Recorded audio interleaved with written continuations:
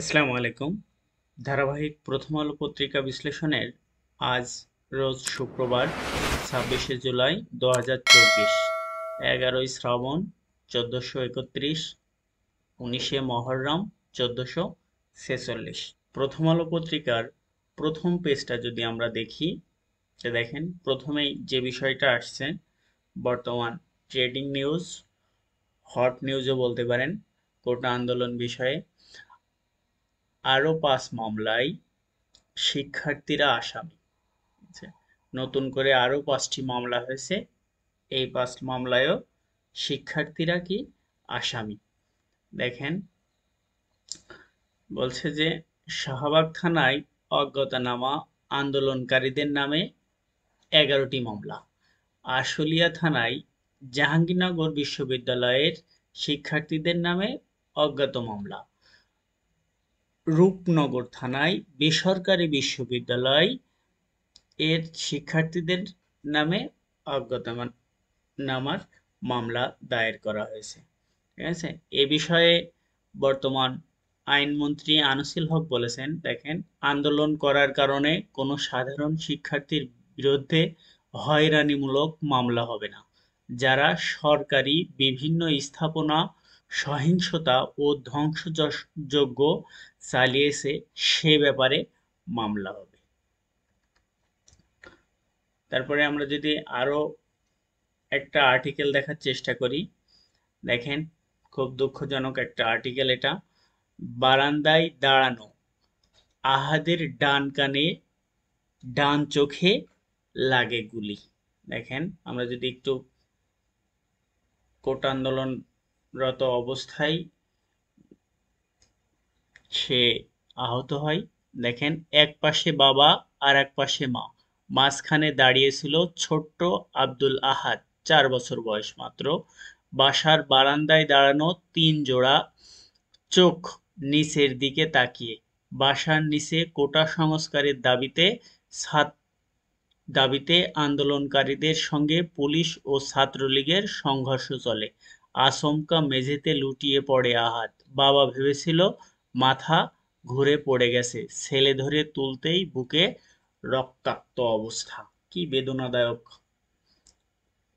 তারপরে আরো একটা নিউজ দেখেন, আর্টিকেল, চিকিৎসাধীন অবস্থায় আরো 3 জনের মৃত্যু সংখ্যা 204-এ দাঁড়িয়েছে।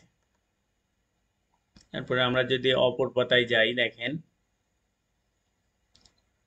অপর পাতায় এই যে কোটা আন্দোলন সম্পর্কেই দেখেন, তার পরবর্তী পেজে বলছে যে একটা আর্টিকেল, যে ছুটির 2 দিন কারফিউ শিথিল থাকবে 9 ঘন্টা।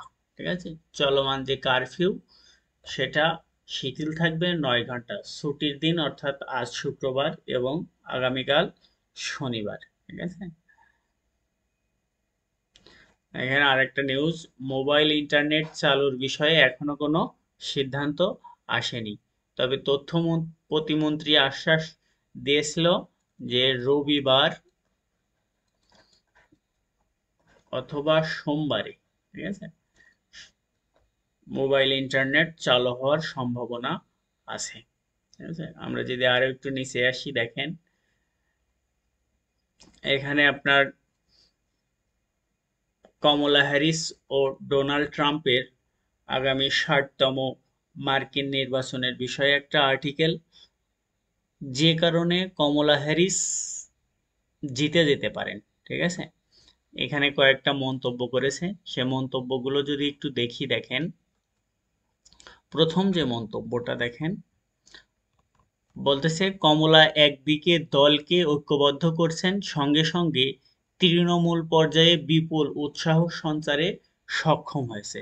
মাত্র 2 দিনে চাঁদা সংগ্রহের পরিমাণ ডেমোক্রেট পার্টির অনেক বেড়ে গেছে।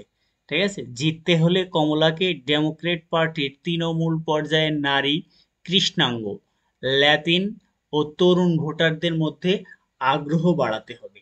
ঠিক আছে, গাজা প্রসঙ্গে কমলার অবস্থান জো বাইডেনের থেকে ভিন্ন। নভেম্বর নির্বাচনে এই অবস্থায় জিততে সাহায্য করতে পারে কমলা হ্যারিসকে। ঠিক আছে, তারপর আমরা যদি আরো একটা আর্টিকেল দেখি, দেখেন বলছে যে ওরে কেন গুলি কইরা মারলো। ঠিক আছে, একটা মায়ের আর্তনাদ এটা। ঠিক আছে, তারপর দেখেন আর একটা আর্টিকেল, জরুরি ফোন পেয়ে অফিসে যাচ্ছিলেন আব্দুল গনি। ঠিক আছে, দেখেন অফিস থেকে ফেরার পথে ছুটির দিন 19শে জুলাই, রোজ শুক্রবার সকালে ঢাকার উত্তরার বাড্ডার বাসা থেকে গুলশান 2 এর কর্মস্থলের দিকে রওনা হন আব্দুল গনি, 45 বছর বয়স। শাহজাদপুরের বাঁশতলা এলাকায় সংঘর্ষ চলাকালে তার মাথার ডান পাশে গুলি লেগে আর এক পাশ দিয়ে বেরিয়ে যায়। লোকজন হাসপাতালে নিয়ে গেলে তিনি মারা যান। তারপর আমরা যদি আরো নিচে আসি, দেখেন এখানে এলন মাস্কের বিষয়ে একটা যে মাঝে শোনা যাচ্ছিল যে ডোনাল্ড ট্রাম্পের নির্বাচনী তহবিলে বিরাট বড় অঙ্কের অ্যামাউন্ট ডোনেট করেছেন এই মার্কিন ধনকুব, কিন্তু তিনি এটা এখন অস্বীকার করেছেন। দেখেন বলতেছে মধ্যপ্রাচ্যে ইরান বিরোধীর জোট চাই নেতা নেয়াহু। ঠিক আছে, ইনি হচ্ছে দখলদার ইসরায়েলের প্রধানমন্ত্রী। মধ্যপ্রাচ্যের দেশ মানে আপনার এখানে বোঝাচ্ছে যে ইরাক, ইরান, ঠিক আছে, ইসরায়েল, লেবানন, এইসব দেশগুলোকে মধ্যপ্রাচ্য, সুদান, সৌদি, মিশর, ঠিক আছে, তারপরে বাহরাইন, মস্কো, এগুলোকে মধ্যপ্রাচ্যের দেশ বলা হয়। ঠিক আছে, এশিয়ার যে টোটাল যে এরিয়াকে কয়েকটা ভাগে ভাগ করা হয়, মধ্য এশিয়া, প্রাচ্য, ঠিক আছে, দক্ষিণ এশিয়া, দক্ষিণ পূর্ব এশিয়া, এরকম। তো মধ্য এশিয়াও একটা, সে মধ্য এশিয়ার দেশগুলো নিয়ে যারা ইরানকে রুখে দেওয়ার জন্য তারা একটা পায়চারা অর্থাৎ একটা জোট গঠন করার চেষ্টা করছে। দেখেন এই যে ইরান, ইরান সম্পর্কে কিছু তথ্য আমরা জেনে নিই। ইরান হচ্ছে 17তম, ঠিক আছে, 17তম জনবহুল দেশ বিশ্বের, জনবহুল দেশ। কততম? 17তম। ঠিক আছে, এই যে ইরানদেরকে বলা হয় পারস্য। ঠিক আছে, এদের ভাষা হচ্ছে ফার্সি। ফার্সি, ফরাসি না কিন্তু, হ্যাঁ, ফরাসি না। ঠিক আছে, ফরাসি কোন দেশের ভাষা? ফরাসি আপনার ফ্রান্সের ভাষা, ফ্রান্সের একটা জাতির ভাষা, এবং ওইটা ওদের মাদার ল্যাঙ্গুয়েজ হিসেবেও ব্যবহার করা হয়। ঠিক আছে, ইরানের রাজধানী হচ্ছে তেহরান। ইরানের রাজধানী তেহরান। ইরানের সর্বোচ্চ নেতার নাম আমরা সবাই জানি, আয়াতুল্লাহ আলী খোয়ামি, এবং বর্তমান রাষ্ট্রপতি মোহাম্মদ মোকবার। ঠিক আছে, আমরা যদি আরো একটু নিচেই আসি, দেখেন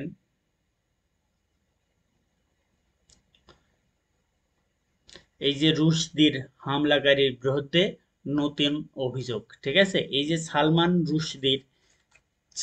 রুশদির আপনার হচ্ছে একজন লেখক, তিনি হচ্ছে ম্যান বুকার জয়ী লেখক, ম্যান বুকার জয়ী, ম্যান বুকার।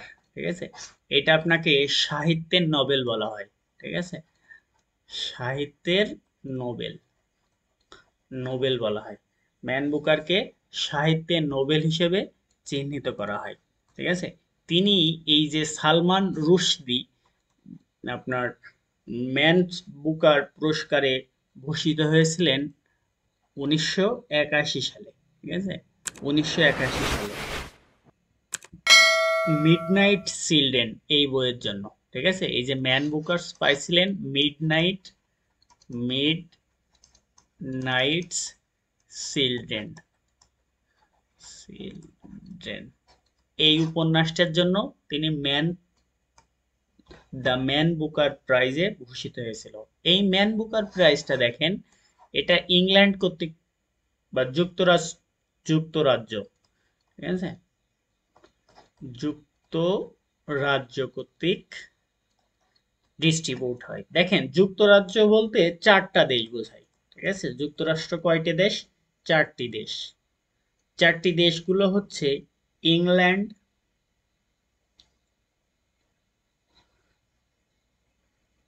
ইংল্যান্ড, স্কটল্যান্ড, উত্তর আয়ারল্যান্ড ও ওয়েলস। ঠিক আছে, England, Scotland, north Ireland, north Ireland ও ওয়েলস। নর্থ আয়ারল্যান্ড ও ওয়েলস। ঠিক আছে, এখানে আরেকটা বিষয় জেনে রাখা দরকার, গ্রেট ব্রিটেন কাদের বলা হয়। ঠিক আছে, great Britain. Great Britain, great Britain হচ্ছে তিনটি দেশ মিলে। হ্যাঁ, গ্রেট ব্রিটেন হচ্ছে তিনটি দেশ দেশ মিলে। একটা হচ্ছে আপনার ইংল্যান্ড, স্কটল্যান্ড, আর একটা হচ্ছে ওয়েলস। এই তিনটা দেশ মিলে গ্রেট ব্রিটেন বলা হয়। ঠিক আছে, এই যে ম্যানস বুকার পুরস্কার পাওয়ার শর্ত আছে কিন্তু, হ্যাঁ, তাকে কমনওয়েলথ ভুক্ত দেশ হতে হবে, কমনওয়েলথ ভুক্ত দেশ হতে হবে। ঠিক আছে, অথবা তাকে আয়ারল্যান্ড অথবা জিম্বাবুয়ের নাগরিক হতে হবে। ঠিক আছে, তাহলে ম্যানস বুকার পুরস্কারে ভূষিত হওয়ার শর্ত ইংল্যান্ড, আয়ারল্যান্ড, কমনওয়েলথভুক্ত দেশ, আর হচ্ছে আয়ারল্যান্ডের নাগরিক হতে হবে। আর সেই উপন্যাসটি অবশ্যই ইংরেজিতে হতে হবে। ঠিক আছে, ল্যাঙ্গুয়েজ কি হবে? ল্যাঙ্গুয়েজ হবে ইংলিশ। এই কমনওয়েলথভুক্ত দেশ দেখেন, কমনওয়েলথভুক্ত দেশ হচ্ছে বর্তমানে 56টি। কমনওয়েলথভুক্ত দেশ হচ্ছে 56টি। দেখেন এই 56টি দেশের ভিতরে বাংলাদেশ আছে, দক্ষিণ এশিয়ার ভিতরে আছে। হ্যাঁ, দক্ষিণ এশিয়ার ভিতরে আছে বাংলাদেশ, ইন্ডিয়া আর পাকিস্তান। কমনওয়েলথভুক্ত হচ্ছে যে ইংল্যান্ডের কাছ থেকে যেসব দেশ স্বাধীন হয়েছিল তাদের স্বইচ্ছায় যেসব দেশ আপনার সংগঠন একটা অর্গানাইজেশন করেছে, সেটা হচ্ছে কমনওয়েলথ। ঠিক আছে, কমনওয়েলথের সর্বশেষ যে দেশটা যুক্ত হয়েছে সে দেশটার নাম হচ্ছে টোগা। ঠিক আছে, টোগা, এই টোগা দেশটি সর্বশেষ কমনওয়েলথে সংযোজন। এটা হচ্ছে পশ্চিম আফ্রিকান দেশ, এটা হচ্ছে পশ্চিম আফ্রিকান দেশ। তাহলে টোগা পশ্চিম আফ্রিকার দেশ। এর রাজধানী হচ্ছে লোমে। রাজধানী রাজধানী লোমে। তাহলে আমরা এখানে বেশ কিছু তথ্য জানলাম। ঠিক আছে, সালমান রুশদি তিনি ভারতীয় বংশোদ্ভূত ব্রিটিশ আমেরিকান নাগরিক। ঠিক আছে, আমরা যদি আর একটু নিচে আসি, আবার দেখেন এখানে আরেকটা বিষয় যেটা সাইড নোটে আছে, যে জার্মানিতে বিক্ষোভে বিমানবন্দর অচল। বিমানবন্দর অচল, জার্মানির ব্যস্ততম বিমানবন্দর ফ্রাঙ্কফুর্ট। ঠিক আছে, তাহলে ফ্রাঙ্কফুর্ট বিমানবন্দর কোথায়? এটা হচ্ছে জার্মানি। ঠিক আছে, এটা হচ্ছে জলবায়ু অধিকার পরিবেশবাদীরা এই বিক্ষোভের কারণে আপনার বিমানবন্দরের রানওয়েতে চলে এসে বিমান পরিচালনায় ব্যাঘাত ঘটায়। ঠিক আছে, সেজন্য ওটা বন্ধ আছে আপাতত। তারপর আমরা যদি আর একটু নিচে আসি, দেখেন পত্রিকার বিরাট অংশ জুড়ে শুধু কোটা আন্দোলন নিয়ে লেখা হয়েছে।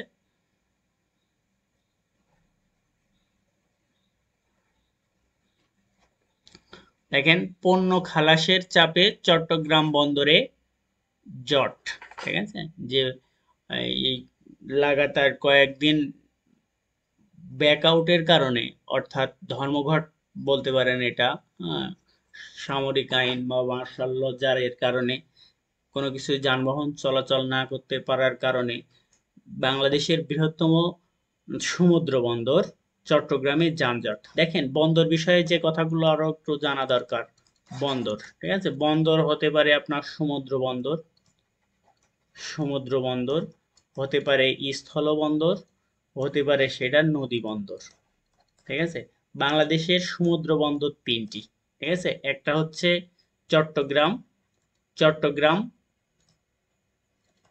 পায়রা, আর একটা হচ্ছে আপনার মোংলা। ঠিক আছে, তাহলে সমুদ্র বন্দর কয়টা? 3টা, চট্টগ্রাম, পায়রা, মোংলা। এই পায়রাটা কিন্তু পটুয়াখালীতে, ঠিক আছে? পায়রাটা পটুয়াখালীতে, ঠিক আছে? পটুয়াখালীর কালপাড়া গ্রামে, ঠিক আছে? এটা সর্বশেষ জাতীয় সমুদ্র স্থলবন্দর, যেটা আপনার 13ই নভেম্বর 2019-এ, হ্যাঁ, 2019, সরি 19 না 13, 2013-তে উদ্বোধন হয়েছে থেকে বা চলে। আর সবচেয়ে পুরাতন হচ্ছে চট্টগ্রাম বন্দর, ঠিক আছে?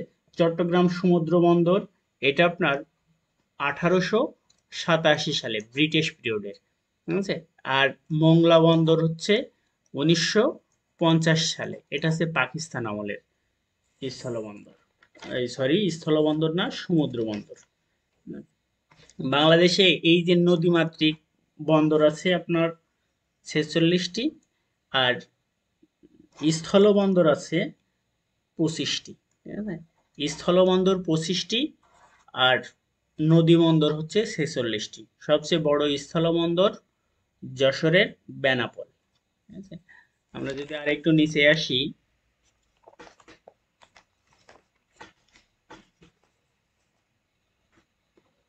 দেখেন এই যে একটা বিষয়, আজকে পর্দা নামছে বিশ্বের সর্ববৃহৎ গেমস আসর অলিম্পিক 2024।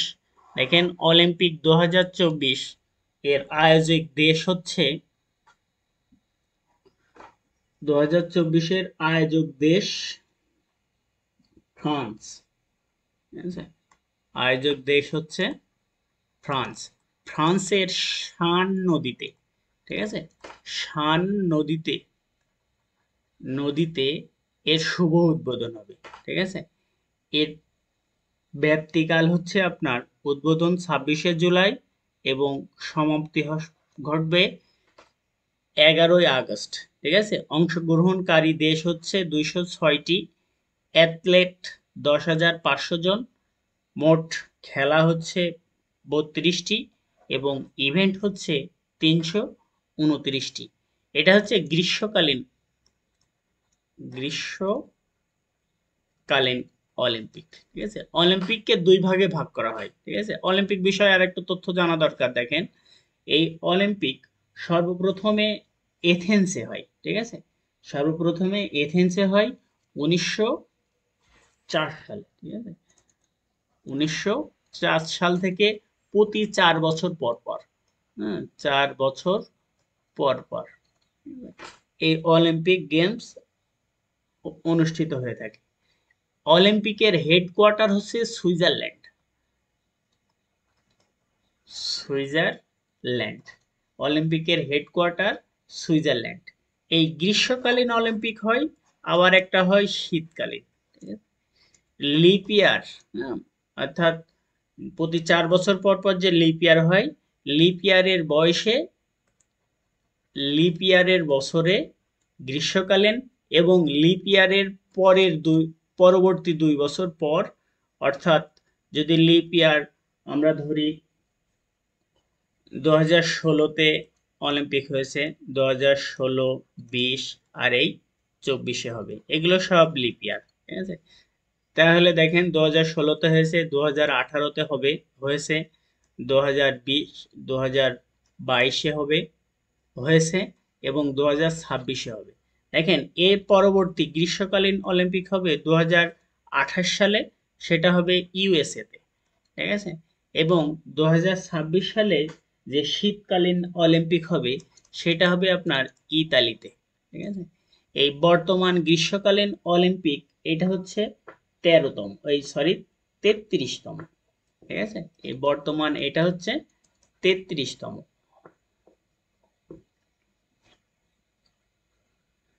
আমরা যদি আর একটু নিচে আসি, এখানে কিছু ইভেন্টের নাম দেয়া আছে। দেখেন আর একটা বিষয়, যে অলিম্পিকের সবচেয়ে বেশি সোনাজয়ী, হ্যাঁ, 23টি স্বর্ণজয়ী মাইকেল ফেলপস, ইনি হচ্ছে সাঁতার। তারপরে যেগুলো আছে একটু দেখে নিতে পারেন। এই পর্যন্তই আজকের পেপারে। আর একটা বিষয় দেখেন, এই যে ভাষাবিদ মাহবুবুল হক আর নেই। ঠিক আছে, ভাষাবিদ মাহবুবুল হক মারা গেছেন। দেখেন এই মাহবুবুল হক কে ছিলেন। দেখেন মাহবুবুল হক 1948 সালে 3 নভেম্বর ফরিদপুর জেলার মধুখালীতে জন্মগ্রহণ করেন। তবে শৈশব থেকেই তিনি চট্টগ্রামেই ছিলেন। 1969 সালে চট্টগ্রাম বিশ্ববিদ্যালয় থেকে বাংলা বিভাগ থেকে স্নাতক এবং একই বিষয়ে 1970 সালে স্নাতকোত্তর অর্থাৎ মাস্টার্স পাশ করেন মাহবুবুল হক। পরে তিনি ওই বিশ্ববিদ্যালয় থেকে 1997 সালে পিএইচডি ডিগ্রি অর্জন করেন। বাংলাদেশ, ভারত ও সাবেক সোভিয়েত ইউনিয়ন থেকে তার লেখা 40টির বেশি বই প্রকাশিত হয়েছে। প্রবন্ধে অবদানের জন্য 2018 সালে বাংলা একাডেমি সাহিত্য পুরস্কার, 2019 সালে বাংলা ভাষা সাহিত্য 21 পদক, 2016 সালে রশিদ আল ফারুকী চট্টগ্রাম সিটি কর্পোরেশন সাহিত্য পুরস্কার সহ অনেক পুরস্কারে ভূষিত হয়েছে। তো এই ছিল আজকের পত্রিকায়। ধন্যবাদ সবাইকে। আসসালামু আলাইকুম।